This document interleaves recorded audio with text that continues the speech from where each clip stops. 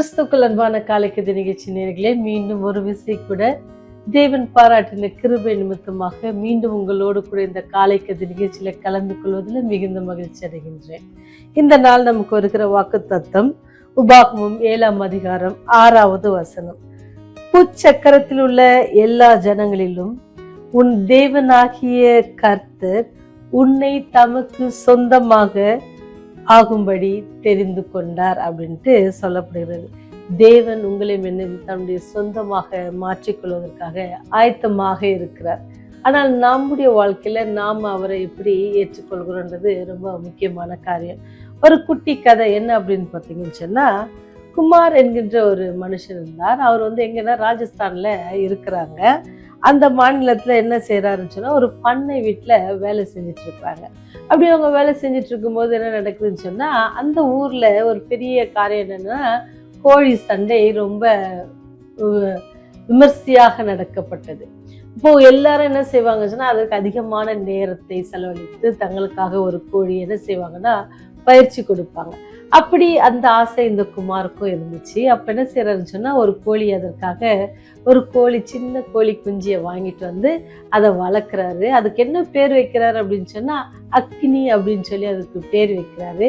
அந்த பேர் வச்சுட்டு அதை எப்படி கூப்பிடும்போது அக்கினி வா போ அப்படின்னு சொல்லி அவங்க பாஷையில் அவரு கூப்பிட்டு அதுக்கு என்ன செய்யறாரு அப்படின்னு சொன்னா, ரொம்ப ஆரோக்கியமா வளர்க்குறாரு. அதுக்கு சண்டை பயிற்சி எல்லாம் சொல்லி கொடுக்குறாரு. அவர் சொல்லி கொடுக்கும் பொழுதே அவர் என்ன செய்வார்னா, தினமும் அது காதல் என்ன சொல்றதா, நீ தான் ஒரு சாம்பியன் ஆக போற, நீ ஒரு சாம்பியன் அப்படின்னு சொல்லி அதை தடவி கொடுத்து வளர்த்து வந்தார். அதுக்கு தக்க நேரம் வந்தது. எப்படின்னு சொன்னா, இன்னொரு கோழியை தாக்குவதற்கு தன்னை பக்குவப்படுத்தி கொண்டது. அதனால அதை தாக்குற அளவுக்கு அது நல்லா பிராக்டிஸ் பண்ணோடனே என்ன செஞ்சார் அப்படின்னு சொன்னா, இந்த குமார் என்றவர் அந்த போட்டிக்கு இந்த சேவல் எல்லாம் என்ன செய்யணும் போட்டிக்காக எடுத்து வருகிற அந்த ஸ்தலத்துக்கு கொண்டு போறாரு. அப்படி கொண்டு போகும்பொழுது என்ன நினைச்சுன்னா, முதல் கட்ட போட்டி நடந்துச்சு. போட்டி நடந்து முதல் டைம்ல என்ன செய்யுது, அக்னி அங்க உள்ள போகுது. அப்படி உள்ள போகும்பொழுது அதுக்கு நிறைய பார்த்ததில்லை என்ன நடக்கும் எதுன்னு. ஆனா அதுக்கு என்ன இருக்கு, பயிற்சி இருக்கு. ஆனா அது எப்படி நடக்க போகுதுன்னு தெரியாது இல்லையா. அப்ப என்ன செஞ்ச, முதல் கட்ட இதுல என்ன செஞ்சுன்னா, சில இடத்துல என்ன செஞ்ச அடிபட்டு கீழே விழுந்து கொஞ்சம் சோர்வு அடைஞ்சிருந்துச்சு. உடனே அந்த குமார் என்ன செய்யறான்னு சொன்னா, போய் அந்த கோழிக்கு அந்த கோழியை எடுத்து தடவி கொடுத்து அது காதல திருப்பி சொன்னாரா. என்ன சொன்னார் அப்படின்னா, நீதான் சாம்பியன் அப்படின்ட்டு சொன்னாரா. நீதான் சாம்பியன், விடாத, நீதான் சாம்பியன் சொல்லி அவர் கையில வச்சுட்டு சொல்லும் பொழுதே என்ன செஞ்சுச்சுன்னா, கோழி என்ன செஞ்சு தாவி பறந்து போய் எங்க விழுந்துருச்சு அப்படின்னு சொன்னா, கரெக்டா அந்த சண்டை இருக்கிற அந்த கட்டத்துக்குள்ள போய் நின்றுச்சு. அங்க அதுக்கு ஃபர்ஸ்ட் தாக்கின அதே கோழி இருந்துச்சு. உடனே இது என்ன செஞ்சுச்சு, இந்த கோழி தாக்க ஆரம்பிச்சிச்சு. யாரு, அக்னி என்ன செஞ்சு அந்த கோழியை தாக்கி என்ன செஞ்சு, எப்படி அக்னி கீழே விழுந்து கிடந்துச்சோ அதே போல தன்னுடைய எதிராளி என்ன செஞ்சுன்னா வீழ்த்தியது. அப்படி அவங்க வீழ்த்தின உடனே யாருக்கு, அந்த ஓனர் குமாருக்கு ரொம்ப சந்தோஷம்.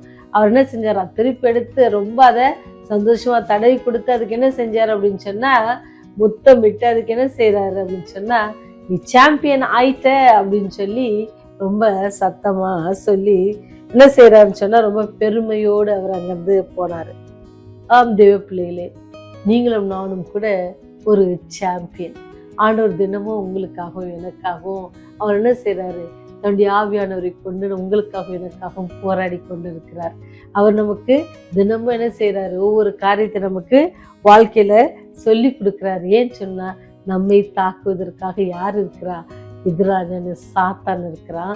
அதனால நீங்க அதுல இருந்து விடுபடணும்னு சொன்னா, ஆண்டவர் நமக்காக என்ன செஞ்சிருக்கிறாரு, எப்படி குமார் பயிற்சி கொடுத்தாரோ அதே போல தேவனும் நமக்கு ஒவ்வொரு நாளும் நம்முடைய வார்த்தைகளை கொண்டு அவர் நமக்கு பயிற்சி கொடுக்கிறாரு. அதை நாம் என்ன செய்யறாரு, நீங்க தனியா இல்லை, நான் உங்களோட கூட இருக்கிறேன். நீங்க தண்ணீரை கடக்கும் போது நான் உங்களோட கூட வருவேன். நீங்கள் ஆறுகளை கடக்கும் போது அவைகள் உங்கள் மேல பொருளாது. இந்த மாதிரி நிறைய வாக்குத்தத்தங்களை சொல்லி கொடுத்துருக்காங்க. நீங்க தனியா இல்லை, உங்களோட கூட யார் இருக்கா, ஆண்டவர் இருக்கிறார். நீங்க நம்பினவர்கள் உங்களை கைவிடுவாங்க, நீங்க நேசித்தவர்கள் உங்களை விட்டு பிரிஞ்சு போயிடுவாங்க. ஆனால் நீங்க என்ன செய்யாதீங்க, கவலைப்படாதீங்க. சாத்தான் அது எல்லாவற்றையும் என்ன செய்வான், ரொம்ப அழகா செய்வான். உங்களுக்கு எதெல்லாம் பிடிக்குதோ அதெல்லாம் உங்களை விட்டு எடுத்துக்கொள்ளுவான். நிறைய காரியங்கள் இருக்குல்ல. ஒவ்வொரு காரியத்தை நீங்க யோசித்து பார்த்தீங்கன்னா, இதெல்லாம் எனக்கு ஏன் நடந்துச்சு நமக்கே தெரியாத அளவுக்கு சாத்தான் நம்முடைய காரியங்கள் எல்லாம் செய்வான். ஆனால் நீங்கள் ஆண்டவர் நமக்கு இது என்னமோ சொல்லி தருகிற அவருடைய வார்த்தையின் மூலமாக அவர் நம்மை தேற்றுகிறது அல்லது சொல்லி கொடுக்குற காரியங்களை நம்ம கேட்டு, எப்படி அந்த கோழி அந்த குமார் சொன்னதை கேட்டுச்சோ, அந்த அக்னி அது பேர்ல அது கேட்டுச்சோ, அதே போல நமக்கு தேவன் சொல்லுகிற காரியங்களை நாம கேட்டோம் அப்படின்னு சொன்னா, ஒருவேளை விழுந்து அடிபட்டு இருந்திருக்கலாம், வியாதியா இருந்திருக்கலாம், பண கஷ்டத்துல இருந்திருக்கலாம், நிறைய காரியங்களை நமக்கு சாத்தான் இடையூறாக கொடுத்திருக்கலாம். அந்த இடையூறுகள் எல்லாம் நம்ம தாண்டி வரணும்னு சொன்னா, ஆண்டவர் சொன்ன வாக்கு தத்துவங்கள் அவர் என்ன சொல்றாரு, நீ எனக்கு சொந்தமாகும்படி அப்படின்னு சொல்றாரு. அப்ப ஆண்டவர் நம்மை அவருடைய சொந்தமாக வைத்துக் கொள்வதற்கு நம்மை அவர் தெரிந்துட்டு இருக்கார். அதை நினைச்சு நம்ம என்ன செய்யணுமா, சாத்தானை என்ன செய்யணும், எதிர்த்து நின்று அவன் நமக்கு கொடுக்கிற எல்லா காரியங்களிலிருந்து நாம வெற்றி பெறுவதற்கு நாம சொல்ல வேண்டியதுன்னா, என்னோடு கூட யார் இருக்காங்க, தேவன் இருக்கிறார். அவர் என்னை பலப்படுத்துவார், அவர் எனக்கு சகாயம் செய்வார், அவர் என்னை நேசிக்கிறார், அவருக்கு நான் சொந்தமாக்கி கொள்வதற்காக எனக்காக அவர் இந்த உலகத்துல மரித்திருக்கிறார்.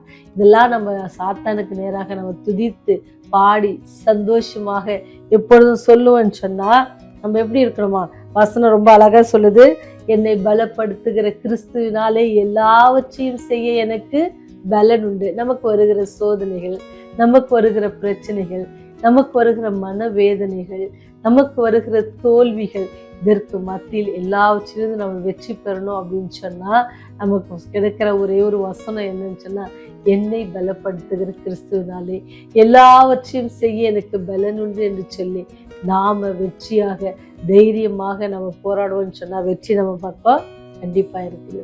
அப்பேற்பட்ட வெற்றியை நீங்களும் நானும் பெற்றுக்கொள்ள நம்ம தேவனிடத்துல அவர் சொல்லுகிற வார்த்தை, அவர் நம்மளோட காதல தேவ ஆவியானவர் மெல்லிய சத்தத்தோடு சொல்லுகிற இந்த காரியங்களை நாம பின்பற்றுவோம் அப்படின்னு சொன்னா, நமக்கு எப்படிதான் வெற்றி, நம்மளும் ஒரு ஆண்டவருக்காக ஒரு சாம்பியனாக நிற்பதற்கு அல்லது நமக்கு ஏற்படுகிற சோதனையில் வெற்றி பெறுவதற்கு தேவன் நம்மோடு கூட இருந்து நம்ம என்ன செய்வாரு, நமக்கு பலன் தந்து உதவார். அப்படிதான் நமக்கு பவுல் அப்போஸ்தலன் நமக்கு என்ன செய்யறாரு, அறிவுரை கூறுறாங்க. அப்படி அந்த அறிவுரையை கேட்டு நாம பின்பற்றோம் அப்படின்னு சொன்னா, ஆண்டவர் நம்மோட கூட இருந்து நமக்கு ஜெயம் தருவார். இந்த மாதம் முழுவதும் நாம் சந்தோஷமாக இருக்க தேவன் நமக்கு கிருபை செய்வார். ஒவ்வொரு ஆண்டையும் நமக்கு கூட்டி கொடுக்கிற தேவன், ஒவ்வொரு மாதத்தையும் கூட்டி கொடுக்கிற தேவன், சந்தோஷத்தையும் நமக்கு கூட்டி தர வல்லவராக இருக்கார். ஜெபம் செய்வோமா. வல்லமையின் தேவனே, உமது கிருபையாலும் ஊக்கத்தாலும் நாங்கள் சாதனை செய்வதற்காகவும் சாத்தானை எதிர்த்து நிற்பதற்காகவும் நீர் எங்களோடு கூட இருப்பதற்காக நாங்கள் வெற்றி பெற வேண்டும் என்று சொல்லி நீர் எப்பொழுதும் எங்களை வழி நடத்துவதற்காகவே நன்றியோடு துதிக்கிறோம் ராஜா. நாங்கள் சாத்தானை எதிர்த்து நின்று நாங்கள் வெற்றி காண்பதற்கு நீர் எங்களுக்காக எடுக்கிற எல்லா முயற்சிகளுக்காகவும் நன்றி செலுத்துகிறோம் தகப்பனே. நீர் எங்களோடு கூட எப்பொழுதும் விடைபட்டு நம்முடைய வாழ்க்கையை நாங்கள் செய்கிற எல்லா காரியத்திலும் எங்களை வழிநடத்துவதற்காக நன்றி செலுத்துகிறோம் ராஜா. இந்த நாளிலும் கூட ஆண்டவரே, நாங்கள் கைட்டு செய்ய இருக்கிற எல்லா வேலைகளிலும் கரம் கூட இருந்து எங்களை வழிநடத்த வேண்டுமா கெஞ்சி மன்றாடுகிறோம். இந்த சித்தத்திற்கு ஏற்ப எங்களுக்கு எல்லா காரியத்தையும் நீங்கள் செய்து தாங்க தகப்பனே. அது மாத்திரமில்லை சுவாமி, இந்த நாளிலும் கூட ஆண்டவரே உம்மை நோக்கி அப்பா பிதாவிட அழைத்து கண்ணீரோடு வேதனையோடு ஆண்டவரே உம்மை நோக்கி கூப்பிடுகிற ஒவ்வொரு நீர் கண்ணோக்கி பார்த்து உடைய தேவையில எல்லாம் தயவாய் சந்தித்து அவர்களுக்கு நீங்க கிருபை பாராட்ட வேண்டுமா கெஞ்சி மன்னாடுகிறோம். வியாதியோடு இருக்கிற பிள்ளைகளுக்காக ஜெபிக்கிறோம். அவருடைய வியாதிகளை நீங்க மாற்றி போட்டு அவளுக்கு சுகம் தந்து பலன் தந்து அவருடைய ஆயுசு நாட்கள் நீங்க கூட்டி தர வேண்டுமா கெஞ்சி மன்னாடுகிறோம் ராஜா. தொடர்ந்து நாங்களுடைய அன்பில் நிலைத்திருக்க கிருபை செய்ய, பாவிகளாக எங்கள் மேல் கிருபையா இருங்க. நீராஜ்யம் வரும்போது நேர்த்தள்ள வேண்டுமா இயேசு வழியாய் ஜெபிக்கிறோம் ஜீவனுள்ள நல்ல தகப்பனே, ஆமென்.